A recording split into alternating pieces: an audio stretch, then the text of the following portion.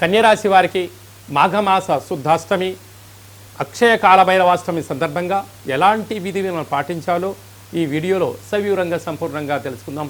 కన్యరాశిలో ఏ నక్షత్రాలు వస్తాయనగా ఉత్తరా నక్షత్రంలోని 2, 3, 4 పాదాలు, హస్తా నక్షత్రంలోని 4 పాదాలు, చిత్తా నక్షత్రంలోని 1, 2 పాదములు కలిపితే కన్యరాశి.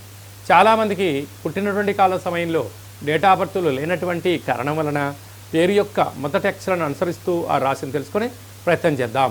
టో, పా, టీ, పు, ష, అణ, ఠ, పే, పో అక్షరాల వారందరూ కన్యరాశి జాతకులే.